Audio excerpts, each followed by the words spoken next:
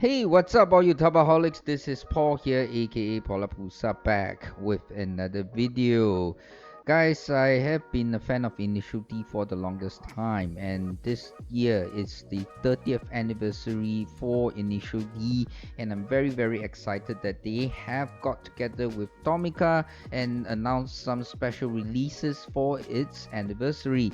I got my hands on the three models that were released in Singapore earlier last week. So let's start off with the most exciting model for me, which is the Tofu shop of Takumi's father, Bunta Fujiwara. Now, as you can tell, assembly is pretty straightforward. I have just assembled it without looking at the instructions. There are batteries at the back, which I'm very angry about. This thing sells for about $50 and it doesn't come with batteries.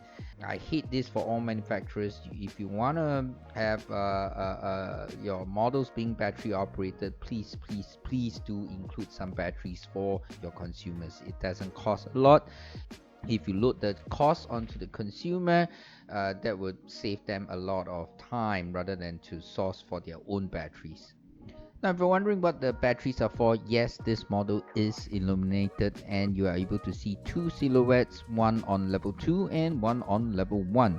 Although both of them have separate switches for them, you cannot switch on level 2 lights without switching on level 1. I wonder why they make that so, but it's a funny decision. And the choice of lights for level 2 is pretty quippy.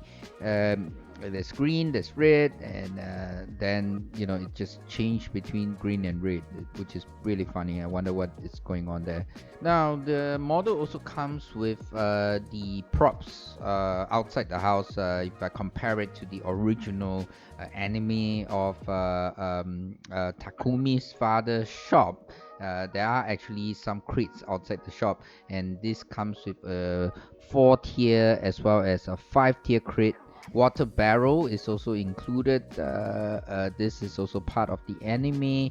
And then lastly, we have the Bunta figure, which looks pretty cool actually, although it's not colored.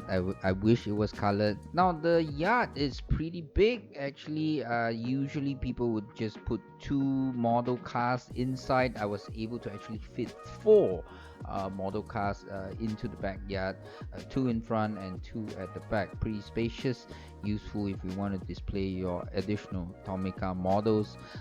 In addition, there is also a puzzle like a road that comes built in front of the house, and you're free to also use that to display some of the cars. Honestly, for 45 to $50, it's a bit pricey, but for a true fan, a true Initial D fan, I think this is something that you would gladly pay to display on your desk. I think this goes really well with my Lawson display right at the site, and I'm gonna keep it as part of my computer desk from now onwards. I think it's gonna be really awesome. Next up, we have Takahashi FD RX7, and this is the standard yellow with the stock bonnet. That means that this is the version before the Project D started. So first up, let's look at the car model. I think it's pretty standard and a good one actually. It has the pop-up headlights where you can close it, open it. The only thing that I don't like is the wing. It seems a bit out of proportion, a bit higher than the height of the car itself. I don't think that should be the case. Correct me if I'm wrong, but looks a bit huge. And the doors doesn't open as well.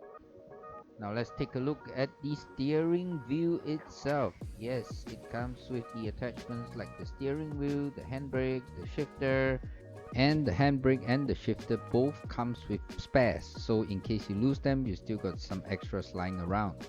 Now, because the steering wheel is modular, you can actually twist and turn it, and you can put it at whatever position that you want. Now, when it comes to the dash, it's pretty detailed. The colors of the dials, the knobs, they're all there in pretty good detail, including the pedals. And on top of the steering wheel, there appears to be a tachometer, which is what Keisuke used in the anime. So it's pretty detailed based on the anime, and it's a good collector's item if you like the steering view. On the plate itself, you do see a picture of Keisuke and Ryosuke. They're brothers in anime, if you don't know. So I'm just gonna interpret here what they're trying to say. It says Shota mu de waketa. So basically, this means showtime, huh? Showtime, no wonder, something like that. Sounds like his cocky self, pre-project D days. So very, very fitting. A pretty good picture, actually. Now let's move on to the next one, which is the AE86 driven by Takumi. No frills here. We have the Panda AE86, and again, no carbon fiber bonnet, meaning this is the pre-project D days, which is should be the original version, the earlier version. Same thing, pop-up headlights with the switch down below and the undercarriage. And you can't open the doors here.